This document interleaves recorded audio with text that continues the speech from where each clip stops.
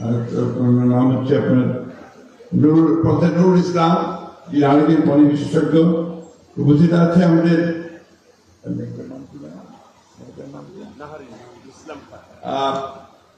আরেকজন পানি বিশেষজ্ঞ নাহরুল ইসলাম খান।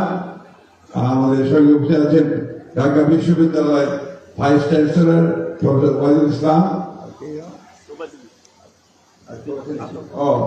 আমাদের রাজনৈতিক নেতা,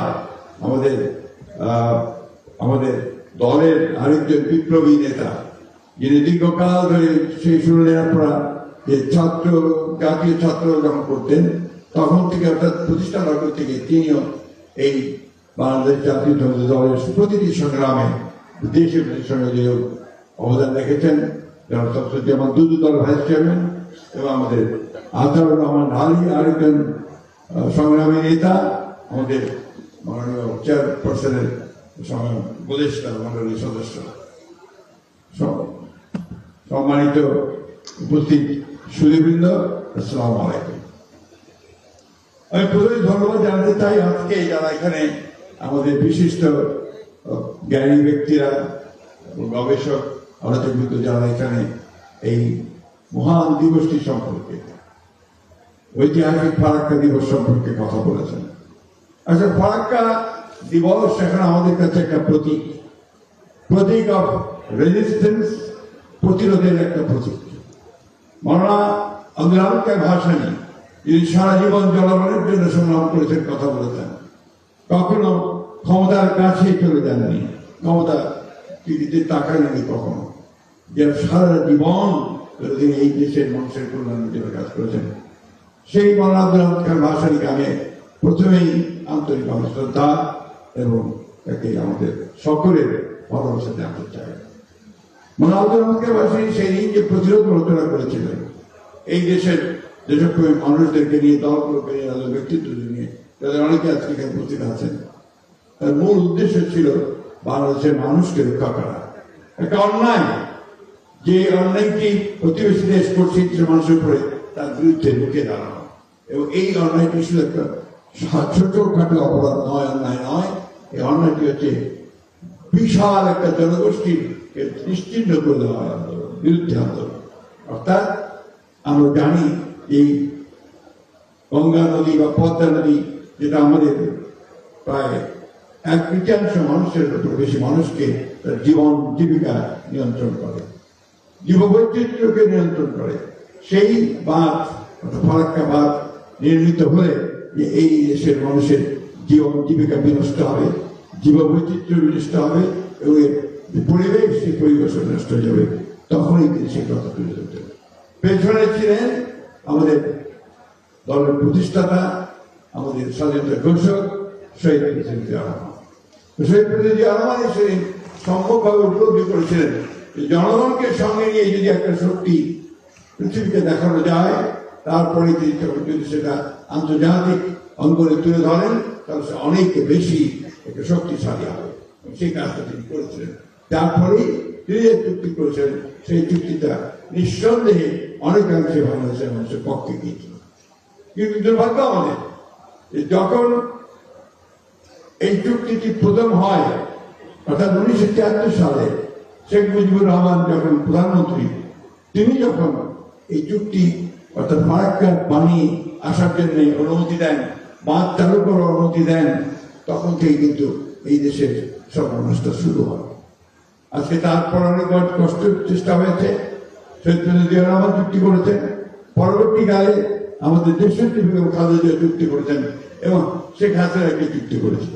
কিন্তু প্রধান বিষয় যেটা আমাদের নিঃশ্বাস করেছেন, যেখানে চুক্তি কয়েক বছরের জন্য হলে চলবে না, এই চুক্তিটা হতে হবে ইনফিনিটি পিরিয়ডে, পরবর্তী যে কোনো চুক্তি আর আগ পর্যন্ত এটাকে আপনার থাকতে হবে, এর যে কার্যক্রমটা তা থাকতে হবে। মূল বিষয়টা যে কথা আমরা বলতে চাই, বারবার করে বলার চেষ্টা করছি আমরা, যে মানুষ যদি সংগঠিত না হয়, মানুষ যেটা নিজের দাবির জন্য যদি আপনার সংগঠিত না হয়, তাহলে সেই দাবি কখন আদায় করা যায় না।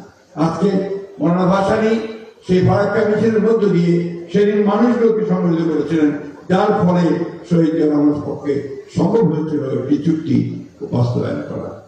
আজকে আমার সেই চুক্তি শেষ হচ্ছে, 2026 ডিসেম্বরের মধ্যে এই চুক্তি শেষ হয়ে যাবে। এখন প্রশ্ন এসছে যে কথা প্রধান বললেন যে এই চুক্তি যদি এক্সটেনশন না হয়, পানি আসার ব্যাপারটা যদি নিশ্চিত না হয়, তাহলে আমরা যে কাজটি এই সরকার করতে যাচ্ছেন, আমি ধন্যবাদ দিই আমাদের প্রধানমন্ত্রী জনাব তারেক রহমান সাহেবকে যে অত্যন্ত দ্রুততার সঙ্গে তার নির্দেশে আজকে পদ্মা ব্যারেজ অথবা আপনারা যাই বলেন সেইটা নির্মিত হওয়ার সিদ্ধান্ত ইতিমধ্যে নিয়ে নেওয়া হয়েছে। এবং এই সিদ্ধান্তটা একটা আরেকটা ঐতিহাসিক সিদ্ধান্ত যে সমস্ত ভ্রুকুটিকে উপেক্ষা করে, অর্থাৎ অন্যান্য যে সমস্ত শক্তিগুলো আছে বা দেশগুলো আছে তাদের ভ্রুকুটিকে উপেক্ষা করে কিন্তু এই সিদ্ধান্ত নিয়েছেন। অর্থাৎ তার দেশপ্রেম এমন এক পর্যায়ে আছে যে সেই সবগুলোকে তিনি কখনো আমলে নিচ্ছেন না, দেশের জন্য কাজ করতেন। সুধীবৃন্দ, আমরা একটা কথা খুব পরিষ্কার করে জানাতে চাই, জনাব তারেক রহমানের সরকার জনগণের সরকার। জনাব তারেক রহমানের সরকার জনগণ দ্বারা বৈধ উপায়ে নির্বাচিত হয়ে 2/3 বাজেট নিয়ে সরকার গঠন করেছে। আজকে এই সরকারের বিরুদ্ধে কিছু কিছু শক্তি তারা কিছু অপপ্রচার চালাচ্ছে। শুধু তাই না, দেশের যে স্থিতিশীলতা আছে সেই স্থিতিশীলতাকে বিনষ্ট করবার একটা পায়তারা চালাচ্ছে।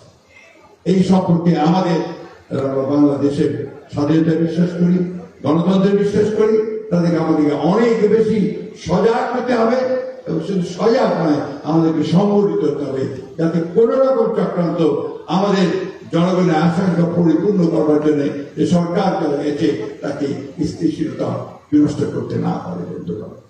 আমি গতকাল এই জন্য বলছি, গতকাল আমরা দেখলাম যে কয়েকজন নেতা তারা বিভিন্ন ভাবে এই সরকারের বিরুদ্ধে কথা বলছে এবং আবার এই স্থিতিশীলতা বিনষ্ট করবার চেষ্টা করছে। আমরা আজকে এই আলোচনা সভার মধ্য দিয়ে এই স্পষ্ট কথা বলতে চাই সকলকে যে বাংলাদেশের জনগণ যারা বুকে রক্ত দিয়ে যারা গণতন্ত্রকে অর্জন করেছে তারা কখনোই কোনোভাবেই কোন রকম চক্রান্ত ষড়যন্ত্রকে এখানে মাথা তুলে দাঁড়াতে দেবে না। একই সঙ্গে আজকে আমরা ভারতের সরকারের কাছে স্পষ্ট বার্তা জানাতে চাই এই আলোচনা সভার মধ্য দিয়ে, যারা আলোচনার মাধ্যমে অবিলম্বে এই ফারাক্কার যে চুক্তি সেই চুক্তি বাংলাদেশের জনগণের সঙ্গে আলাপ করবে, তাদের অভিপ্রায় অনুযায়ী তাদের প্রচার অনুযায়ী এটাকে সম্পাদন করতে হবে। এটা তো খুব পরিষ্কার কথা হবে। অন্যথায় যে কথাটা এখানে অনেকেই বলেছেন যে ভারতের সঙ্গে যে সুসম্পর্ক স্থাপিত হওয়া সুযোগ এসেছে সেটা নির্ভর করবে ভারতের এই গঙ্গা চুক্তি বা আপনার ফারাক্কা চুক্তি সম্পাদনের উপর দিয়ে। একথা বিশ্বাস করি, সেই আহ্বান আমরা তাদের কাছে জানাতে চাই। আসুন আজকে এই আলোচনা সম্পর্কের মধ্যে দিয়ে আমরা আমাদের যে সমস্যা সম্পর্কে জানলাম সেটা জানা শুধু নয়, সেটা যেন আমরা আমাদের দলের কাছে নিয়ে যেতে পারি, মানুষকে বোঝাতে পারি, সেই কাজটা আমাদের করতে হবে। আর সবচেয়ে বড় কথা যেটা যে বাংলাদেশের স্বার্থ বিনষ্ট করে আমরা কখনোই কোন চুক্তি কাউকে করতে দেব না, এ ব্যাপারে আপনারা নিশ্চিত থাকতে পারেন। বাংলাদেশের স্বার্থ সর্বাগ্রে নিশ্চয়ই ইনশাআল্লাহ দেখা হবে, তারা তারেক রহমান সরকার সেটাই করবে বলে আমরা বিশ্বাস করি। আপনাদের সকলকে আন্তরিক ধন্যবাদ, কৃতজ্ঞতা। কারণ এই সভাটি আজকে অনুষ্ঠিত হচ্ছে শুধু জনাব তারেক রহমান সাহেবের নির্দেশেই, এই কথা আমাকে মনে রাখতে হবে।